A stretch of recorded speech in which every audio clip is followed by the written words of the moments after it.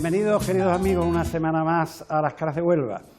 Y esta semana tengo que evitar una frase con la que comienzo cada programa, de aquello del paseo afectivo, sentimental, nostálgico, porque hoy el paseo va a ser profundizando en dos señas de identidad de nuestra ciudad, sobre los Cabezos y sobre la Ría. Algo que está metido dentro del onuvensismo, dentro de la palabra onubense, dentro de la palabra huelvano, la palabra cabezo y la palabra ría, pues evidentemente forma parte de ella. No hay nadie mejor para hablarnos de cabezos y de ría que un personaje, querido amigo, que ya ha pasado por el programa, catedrático de Geología de nuestra universidad, presidente de la Sociedad Española de Geología y que responde al nombre de Juan Antonio Morales. ¿Qué hay, Diego? Bienvenido. Mucho gusto de estar aquí contigo y con toda la gente de Huelva. Me alegra mucho porque nadie más indicado que tú para hablarnos de los cabezos. Ya hicimos un programa que para tu satisfacción te diré que es de los... Esta fórmula del programa lleva 6 años, antes llevó 5 en otros formatos, que son los 11, pero de los programas de estos 6 años, aquel ha sido uno de los 3 o 4 programas más vistos. Es que es de las señas de identidad que llevamos los onubenses en la sangre, ¿no? De hecho, este verano repetí cada viernes a la hora y otra vez tuvo una aceptación a través de las visitas que yo las recojo en la página mía del programa, tremenda. También has escrito, autor de 2 libros, que tengo el placer de tener con tu dedicatoria y que nos dicen mucho sobre qué fue Huelva, como son Más allá de la columna de Hércules y La ira de Plutón. Hablo mucho contigo de otra cosa que da mucho miedo, pero que sabes que lo hemos comentado muchas veces, que son los tsunamis y tus pronósticos. Eres un experto en tu experiencia en problemas relacionados con la dinámica de la costa, con las playas y los estuarios. Y además tengo que añadir que eres piloto de caza frustrado. Sí, más o menos. Se me ha pasado ya el sofocón. Vocación frustrada, perdón. Se me ha pasado ya el sofocón. Pero ¿qué es lo que te hubiera gustado haber sido? Piloto de caza. Sí, pero estoy muy contento siendo geólogo, muy contento. Brevemente, porque es un tema que interesa, antes de entrar en el visionado de la fotografía, el tema de los tsunamis. Bueno, pues ya esto es una cosa que ya le hemos hablado más veces, ¿no? Y ya he estado yo otras veces también en otros programas comentándolo. Nosotros, tanto el equipo mío de investigación como otros equipos de la universidad, pues descubrimos hace unos años que en la ría de Huelva había quedado registrado en forma de unos sedimentos característicos la llegada de tsunami. Detectamos el de 1755 y se nos ocurrió mirar si había otros más antiguos y detectamos 14. Y entonces nos dimos cuenta de que la llegada de tsunami a la costa del suroeste de España es una cosa recurrente. Y bueno, pues yo hace muchos años que estoy yendo a los institutos a concienciar a los chavales de que lo tengan en cuenta, de que tomen medidas, y es una pelea que yo he tenido desde hace muchos años. Parece que ya por fin el ayuntamiento, ya hemos tenido las primeras reuniones, con el COVID se ha cortado un poco, pero ahora ya he recibido la llamada para que sigamos, porque el ayuntamiento, el alcalde ha sido valiente en este caso, y le va a meter mano, va a ser uno de los pioneros en España en tener una ciudad con protocolo y con rutas de evacuación señalizadas, lugares seguros señalizados. Y brevemente, porque yo me acuerdo que un día cuando nos conocíamos, pero no con la relación que tenemos ahora, te ofrecí una relación de las casas afectadas en Huelva. Tú dijiste, no, gracias, ya la tengo, de las casas afectadas. Sí. Te pregunto, ahora con las construcciones en altura, ¿sería tan dramático como fue el anterior? Quizá para la ciudad no tanto, porque hay que darse cuenta que el espigón haría su efecto, en aquel momento había menos cantidad, menos superficie de marisma, la marisma amortigua mucho el desplazamiento de la onda de la llegada a estas zonas del estuario, pero sí que la inundación a las zonas de Huelva sería bastante fuerte. Las mismas zonas prácticamente de la ciudad que se inundaron la otra vez serían inundadas y, por ejemplo, toda la parte del Molino de la Vega, evidentemente uno ahí puede hacer una evacuación vertical, te puede ir a las partes altas de los edificios. Y en Huelva tenemos un riesgo de una cosa que entonces no existía tanto, la zona de pescadería, por ejemplo, cuando se construyó, pues se vio que había riesgo de licuefacción.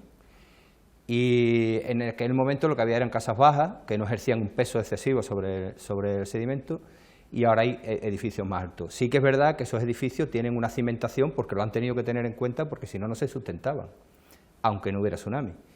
Y entonces hay que confiar que la cimentación de esos edificios es la adecuada. Sirva de algo. Bueno, yo no me resisto, lo tengo que leer, ¿eh? Esto es facilitado por ti, para saber por dónde te has movido por el mundo con tus experiencias. Entonces, lo tengo que leer porque dices que siempre has trabajado en países exóticos desde tus inicios en la universidad y has trabajado en la Laguna de Mar Chiquita, Río de Paraná en Argentina, los arrecifes de Puerto Plata en la República Dominicana, el Golfo de Morbihan en Francia, la Bahía de Tampa, los Everglades de Estados Unidos, el volcán Tajar, Filipinas, la playa Jumeirah en Dubái. Y me añade, y el año pasado estuve trabajando en proyectos en la costa de Marruecos y en Senegal, y en este caso, en plena selva, hay una costa de 1.600 millones de años. Sí. ¿Cómo se come eso? Bueno, alguna me han faltado sitios ahí, ha faltado Turquía, ha faltado Holanda, yo qué sé.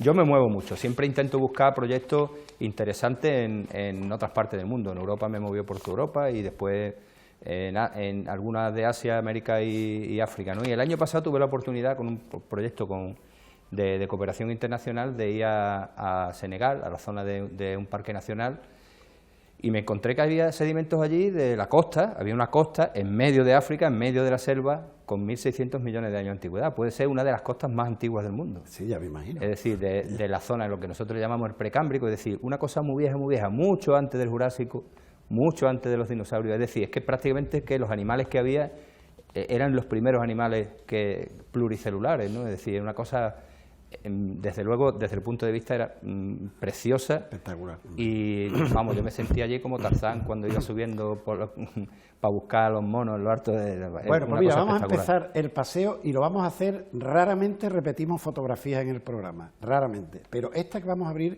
es una que ya está, la tenemos en pantalla. Pasamos un par de horas en tu despacho en la universidad estableciendo medidas, distancias.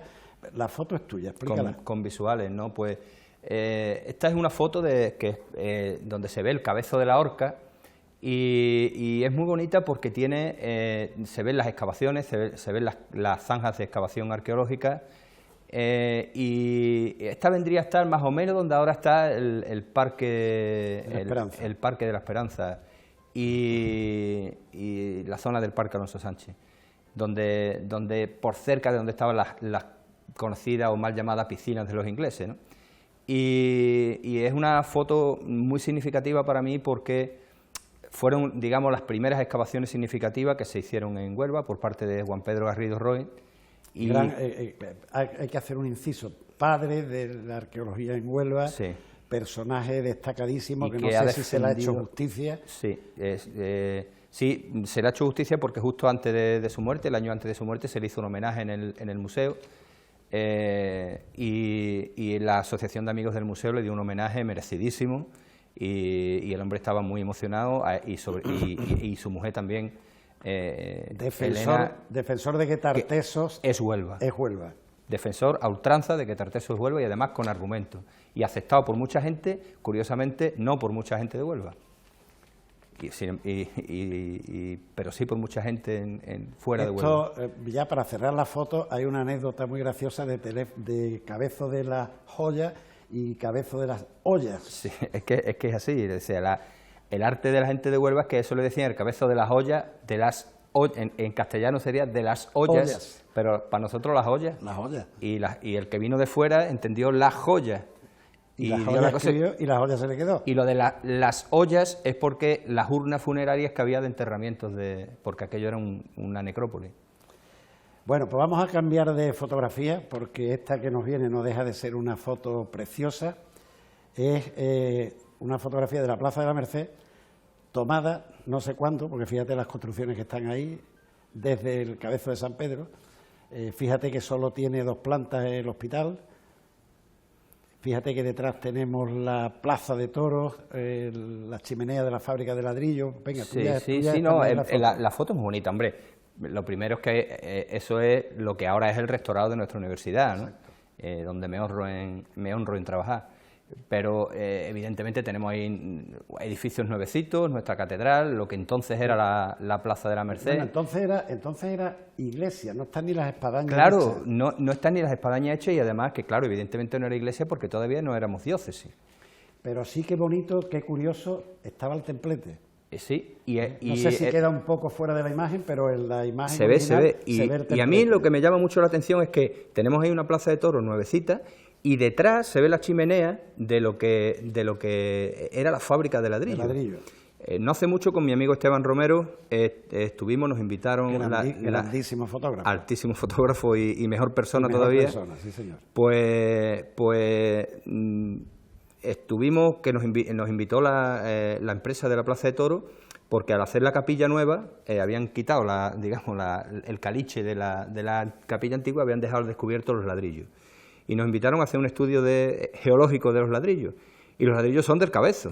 Tienen fosilitos pequeños y demás, y cosas indicativas de que entonces nosotros, los onubenses, siempre hemos dicho que el Cabezo es plaza, que el Cabezo es un tendido. Y en ese caso, pues nos hemos dado cuenta también que la plaza es Cabezo, porque los ladrillos están hechos de Cabezo. Bueno, pues mira, brevemente vamos a saltar de los toros al fútbol para recordar a los aficionados que tu padre fue portero del Recreativo, lo que no sé por qué le decían Merchi. Ni yo tampoco. Ni él mismo lo sabe. Debe de ser de alguna novia que tuvo que él no la reconoce. Ah, que no la reconoce. Bueno, pero un salto porque la gente de mi edad y que jugamos al fútbol entonces, de hecho, yo te he pasado para ver fotografías de Veracruz. Y gracias a la última vez que yo estuve en el programa, se puso en contacto con un antiguo compañero de los equipos de fútbol. Con Antonio Jiménez. Con Antonio Jiménez. Que vive en Estepa. Y fue una cosa curiosísima, ¿no? Y gracias al programa, pues se pusieron en contacto dos amigos. Lo estuve saludando y hablando un rato con él en el pregón que di de la Verdad de Santana, que estaba allí, y él se vino a presentar, y no te viene a presentar, yo te conozco de toda la vida, para decirme que había, en fin, que era tu padre, digo, yo te conozco de toda la vida, hombre. Bueno, pues mira, tenemos la imagen esta que es muy curiosa, está en el Parque Moré, y esta es la Fuente de los Patos y Palomar. Esto es muy poco visto, yo no lo conocí, tengo que decir que yo no conocí esto físicamente, lo conozco a través de los datos históricos y, bueno, te la dejo a ti. Sí, no, esta es una foto para mí muy bonita y también muy emotiva porque ahí se crió mi suegro en el pinarillo que está encima. Y bueno, es una foto que realmente no está donde ahora está el Parque Moré, está donde ahora está el campo de fútbol de la Ciudad Deportiva. Y bueno, a mí una cosa que yo tenía, te comentaba antes, que me habían preguntado mucha gente que quién era Moré, ¿no? Y precisamente este año hubo en Cádiz un cuarteto de carnavales que también comentaba sobre la estatua de Moré que tiene en Cádiz y tampoco los gaditanos saben quién era Moré. Entonces, a raíz del cuarteto de Cádiz me puse a buscar, es que Moré fue un tío significativo, es un gaditano que fue ministro 11 veces. 11 veces. Tomó la posesión como ministro 11 veces, pero es que fue 3 veces presidente del gobierno. Lo que pasa es que después duraba 5 meses de presidente y demás. Y es que cuando se inauguró el Parque Moré el 20 de enero, día de San Sebastián, 1910. de 1910, pues él era presidente del gobierno, pero a las 2 semanas lo echaron y lo echó su propio partido porque no fue capaz de formar una mayoría parlamentaria. Pues mira, hablando de rapidez, esta fuente la regaló un médico local, José Calatrigo Morales, que fue alcalde de Huelva, 4 días. 4 días de alcalde. Del 29 de julio del 36 al 3 de agosto del 36. Fíjate qué curiosidad. Pues él fue el que regaló la fuente y el palomar y una cruz que hay ahí imitando a la que hay delante del monasterio de la Rábida. Lo regalarían mucho antes de ser alcalde, ¿no? Porque si esto se inauguró en 1920, mucho antes de ser alcalde, sí, tuvo que haber hecho el regalo. Cuando era médico... Sí. Sí, porque ten en cuenta que tú me has dicho ahora la Ciudad Deportiva. Yo, que el día que se inauguró la Ciudad Deportiva fuimos el Veracruz en masa, los que jugamos fútbol, baloncesto, de todo, y antes, yo ya con 16, 17 años íbamos a la Cinta, que era una excursión dominguera, y lo que luego fue Ciudad Deportiva era el Parque Moré, todo aquello para nosotros era el Parque Moré. Luego se limitó, si quiere, pero en la época mía de joven, cuando estaba el Huerto del Pelao, algunos habrán tomado muchas lechugas allí, y íbamos a juguetear por allí. Aquella zona la conocíamos, posiblemente mal, pero la conocíamos ya como Parque Moré. Bueno, pues vamos a seguir cerca de la zona y vamos a ver viviendas urbanas entre cabezos. Ahí tenemos tanto la clínica como las viviendas de los doctores Mackay y McDonald. Precioso.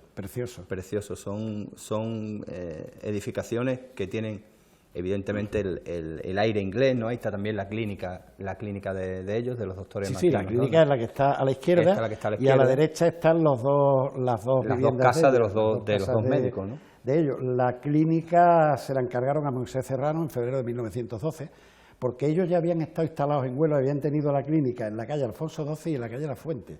Aquello se debió de quedar pequeño y entonces pensaron en hacer este fantástico edificio. Están un poco escondidas en lo que es Huelva, porque por ahí no es un sitio que uno pasa habitualmente, pero sí que yo me acuerdo que cuando yo era chico las veía desde las ventanas del LOI cuando iba al médico. Sí, afortunadamente se han rehabilitado. Sí. Uno vive, creo que es familia de don Anselmo Botello, creo, y otro, alguien que es piloto o algo por el estilo, te hablo de la prensa local, que ha rehabilitado la casa como... Como anécdota, cuando yo era chico nos peleábamos porque apostábamos que aquello era la casa de Pippi Landstrum. Bueno, pues la clínica acabó siendo algo del Frente de Juventudes para posiblemente un albergue con gente con pocas posibilidades, huérfanos, que se llamaba José María Patiño, y estuvo muchos años, estuvo hasta 1976, estuvo como hogar José María Patiño. Esto es, pero lo más curioso antes de despedirnos es que fíjate cómo está abrazada por los cabezos. Sí, los cabezos están omnipresentes, ya ahí ese cabezo debería tener problema porque está escalonado ya lo tienen, digamos, encorsetado para que no hubiera problemas de deslizamiento. Yo tengo una foto preciosa que me la dio en su día para el programa José María Segovia, de cuando nevó desde la delantera del Agromán, como bien has dicho tú, no había nada, y están las casas y la clínica de frente al Agromán completamente nevado, parecía el doctor Givago. Que muy bonito, muy bonito. Bueno, pues hemos dicho que íbamos a hablar de cabezos, y que íbamos a hablar de la ría. Pues la otra seña de identidad de Huelva. Bueno, pues empezamos por esta foto retrospectiva que tanto nos llama la atención a los que la conocimos, el puente unido y completo. Y bueno, te dejo... Hombre, es que es una pena, que realmente es una pena. Por aquí pasa hoy en día la avenida Francisco Montenegro, y por ahí eso lo rompieron para pasar las turbinas de la central térmica, ¿no? Que realmente podían haber pasado por otro lado. O haberla llevado, yo siempre he dicho, por en barco, la ría, o haberla llevado, claro, es decir, que no había necesidad. Era más fácil haber abierto, si quieres, un camino, una carretera por aquella zona por donde estaba el estadio y haber pasado por allí detrás, que haber hecho esto. O incluso haber desmontado, porque date cuenta que el muelle de la compañía Río Tinto está montado con tuerca y tornillos, haberlo desmontado y haberlo vuelto a montar. Pues cualquier cosa hubiera sido más fácil. Digamos que se construyó entre 1874 y 76, que fueron los ingenieros Barclay, Brodie y Thomas Gibson, y tú lo explicas igual o mejor que yo, la plataforma giratoria que tenía. A mí es una cosa que me gusta mucho, porque es que era un muelle especial, es el único muelle que hay en España donde se hacía la carga por gravedad. Es decir, que en los otros muelles había grúas donde la grúa echaba la carga en los barcos. Podemos pasar la foto porque como vamos a seguir hablando del muelle y lo que estamos hablando ahora... En la otra se ve quizá el proceso de carga. Podemos pasar la foto, eso es. Y aquí lo que había, los barcos eran más bajos que la zona donde llegaba el ferrocarril, y entonces el ferrocarril volcaba las vagonetas o directamente a los barcos o directamente a unas toberas que tenían, que eran como unos tubos de conducción que directamente las volcaban ahí y descargaban directamente los barcos. Es el único que hay en España con estas características. Los demás, todos, incluyendo todos los nuestros, tienen grúas. Este no. Fíjate que es una línea férrea de unos 84 kilómetros. De 84 kilómetros. Y además de las primeras, la primera fue la del Buitrón, de vía estrecha en España, y esta es la segunda, ¿no? El ferrocarril del Buitrón, el de Tarsi el segundo creo, y este el tercero. Y 84 kilómetros de vía estrecha. Se dice pronto. Es una obra. Y Bruce, que fue este fue un fenómeno, el que construyó el muelle del Tinto fue un fenómeno. Este hizo vías en su país y después lo mandaron a la India. Y estuvo haciendo los puentes del ferrocarril de Madrás y era un fenómeno. Yo siempre digo que una de las imágenes de Huelva tiene imágenes señeras, ¿no? Podemos decir el Monumento a Colón, por ejemplo, pero yo casi me quedo con el muelle de Río Tinto. El muelle del Tinto es una maravilla. Vamos, de hecho, hoy en día se valora muchísimo tanto el muelle del Tinto como el muelle de Tarsi, que además son pioneros en la manera de meter los pilares, que lo metían con unas hélices. Y eso es la primera vez que se aplica en España, en el muelle de Tarsi, y después el Qué muelle del pena el Tinto lo muelle de hacen Tarsi, igual. vamos a ver, ya de momento un ramal se perdió. Se perdió. Y el otro, cuando traje a Pilar Miranda al programa, ya me avanzó que entre varias administraciones se iba a cometer el arreglo, por lo menos, de algo tan bonito como eran las oficinas, que creo que se está haciendo, dice, porque el otro ramal del muelle, eso cuesta una fortuna, eso tendríamos que intervenir muchísimas administraciones, porque yo ese día estuve, que me lo dijo una señora que veía el programa, me dijo, ¿está usted en el programa hecho un boca fraile? Porque no ha parado de pedirle cosas a la señora del puerto. Yo he estado en el muelle de Tarsi, porque alguna vez he estado de campaña por las rías, y he parado el barco en el muelle de Tarsi y me he subido, ¿no? Y la verdad es que es precioso. Bueno, pues venga, que vamos como siempre. Bueno, una cosa muy, muy graciosa cuando tú hablas de los célebres chipichangas. Es que los chipichangas, nosotros los chiquillos los consideramos los que hablaban 4 palabras en inglés y iban con los embarcados, los llevaban a las zonas más prohibidas de Huelva, a los bares y tal, y iban con ellos, hablaban 4 palabras y decíamos chipichanga. Sí, pero realmente el chipichanga viene de la palabra ship chandler, que eran los que controlaban la carga y descarga en el muelle del Tinto. Sí, bueno, el muelle del Tinto y los demás muelles. Parece que ahí ya trincaban todo lo que podían. Claro, es un tío que intentaba ocultar parte de la carga para después negociarla por su cuenta, entonces no te podías fiar mucho de él. Entonces hoy en día, a uno que no te puede fiar en Huelva le dice, este tío no te fíes, que es un chipichanga. Bueno, pues venga, de ahí, pasamos de fotos. Y esta es preciosa, esta es una vista aérea de donde se ven, bueno, los muelles que quedan. Se ve el muelle del Tinto en el fondo, y el primero que se ve es el muelle norte. Y el muelle sur ya no está, ya está el muelle de Levante. El muelle de Levante. El muelle sur lo echaron abajo en el para quien no 27. lo tenga muy claro, decir que los muelles de Tarsi están a la derecha totalmente. Están a la derecha totalmente, en ese momento de la fotografía, estarían los dos ramales, y la fotografía debe estar hecha, el muelle del sur, que quedaría en medio, en la zona donde hoy ocupa el muelle Levante, lo tiraron en 1927. Y 5 años después ya estaba el muelle Levante construido, con lo cual esta foto tiene que ser posterior al 32. Preciosa foto. Bueno, pues sin movernos del muelle norte, vamos a ver las oficinas que se inauguraron el Día de la Virgen del Carmen de 1908. Y esto es directamente obra de Francisco Montenegro. Francisco Montenegro fue el que lo diseñó. Y, hombre, era un ejemplo precioso de lo que es la arquitectura industrial, ¿no? Se inauguró en 1908, creo. Sí. Y en julio, además, pues es mi mes.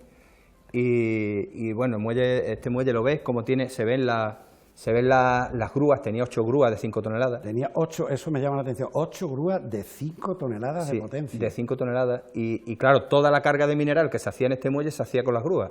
Las grúas rulaban por unas vías que tenía el muelle, y así podían adaptar la posición de las grúas al sitio donde se situaba el barco. Pero fíjate la facilidad que tenía el muelle del Tinto comparado con que el muelle del Tinto nada más que había que dejar caer la carga, aquí no había que... Lo que era impresionante del muelle del Tinto, brevísimamente volver, es como el tren entraba así, como daba la vuelta y salía. Eso, a quien tú le digas hoy que el tren entraba, daba y tenía la una plataforma giratoria fina. Una plataforma giratoria suena... Es alucinante. Bueno, pues venga, seguimos con tu fotografía. Con los muelles, ¿no? Seguimos con tu fotografía, cambiamos y vemos una muy emotiva del homenaje, del recibimiento a los aviadores del Plus Ultra. Fíjate que se ve la ría llena de hidroaviones, ¿no? Sí. Ahí se ve el muelle del Tinto y alrededor del muelle del Tinto. Pues yo me dio la curiosidad de ver de dónde venían tantos hidroaviones a la ría, ¿no? Evidentemente es el día que salió el Plus Ultra. No, que salió no, que llegó. ¿Este es el día que llegó? Este es el día que llegó. El Plus Ultra había llegado a Sevilla.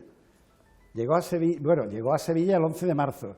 Y este es el recibimiento que se le hizo, que Huelva se volcó con el recibimiento, hizo una serie de arcos, uno en el muelle, otro en la Puerta de la Concepción. Pues fíjate tú que yo pensaba, entonces Huelva se ha llenado de hidroaviones 2 veces, porque cuando el Plus Ultra se fue, el Plus Ultra llegó a Huelva, también para San Sebastián, llegó el 19 de enero. Salió el 22. Y salió el 22 de Palo, con lo cual los pilotos durmieron en Huelva un día y en Palo otro. Según he buscado en la prensa de la época, una escuadrilla de caza, de hidroaviones, de Tablada, le salió al paso porque el hidroavión venía del Mar Menor para aterrizar en la ría. Y aterrizó en Huelva y una escuadrilla le salió al paso de Tablada. Y después, el día después, vinieron 2 escuadrillas más, una de Cuatro Vientos y otra de Granada. Y se llenó la ría de hidroaviones. Fíjate que aquello estamos hablando de 10.270 kilómetros, 7 etapas, fue la locura en Buenos Aires. Y yo, siempre que sale esta foto, lo tengo que decir. La noche antes del vuelo, el marinero que hizo guardia en el Prosúter fue mi padre. Ah, sí, coño. Entonces la gente, el que siga el programa dirá, otra vez está con la batallita del padre, pero bueno, sí es verdad que mi padre estuvo la noche antes y que Ramón Franco le dio, nunca me acuerdo si con 1 peseta o 2 pesetas al día siguiente cuando salió. Pues pillaron, a lo mejor sería tu padre el que lo pilló, pillaron a un polizón que cuando el hidroavión venía de la laguna del Mar Menor, cuando llegó a Huelva, le fueron a hacer una limpieza y un mantenimiento y pillaron dentro a un polizón que era un periodista de Cantabria. Eso si fuera así me lo habría dicho, porque la batallita... Pues no lo pilló Francisco Montero Escalera, gran periodista de Huelva, le hizo un reportaje muy amplio a mi padre y lo publicó, yo lo tengo recortado en casa. Bueno, nos pasa lo de siempre. Hemos llegado al final, pero vamos a coger algo que sea mixto. Fíjate qué vista más espectacular de la Plaza de las Monjas, de la Gran Vía, del Cabezo, de la Esperanza, del Brasil, de la Casa Colón, de los talleres del Padre Araña. Dime qué te parece. Fíjate tú que la Gran Vía tenía que estar recién estrenada, básicamente. Bueno, a media, la calle en medio está todavía. La calle, fíjate. Está el edificio del Hotel Tarteso solo en la calle en medio, sí. Y luego detrás está el Brasil. Y se ve el Brasil allí de fondo. Sí, y más al fondo, no sé, en las fotos de luego se ve, no sé si está fuera de pantalla, se ve la Casa Colón, donde estamos ahora mismo, y los tejados aquellos oblicuos que tenían los talleres del Padre Araña. Sí. Y a la izquierda, que ya con esto cerramos, el grupo escolar de La Esperanza, en el Cabezo, que es donde los maestros hacíamos las prácticas de enseñanza. En tiempo había sido un albergue y luego acabó como escuela aneja a la escuela de magisterio. Querido amigo, pues un gusto haber estado aquí contigo. Se nos ha pasado, Diego, se nos ha pasado rápido. Hemos podido salvar todas las fotos, hay veces que no nos da tiempo ni a salvar todas las fotos. Yo te agradezco muchísimo porque sé que no solo vienes encantado, sino que vienes con cariño y yo te lo agradezco mucho. Yo me lo paso muy bien aquí contigo. Muchas gracias. A ti. Y a todos ustedes, queridos telespectadores, yo espero que el programa de hoy, como no ha habido paseo sentimental, afectivo, nostálgico, sino que ha habido paseo por 2 señas grandes de identidad, como son los Cabezos y la Ría, haya sido del agrado de todos ustedes. Yo les deseo que sean especialmente muy felices.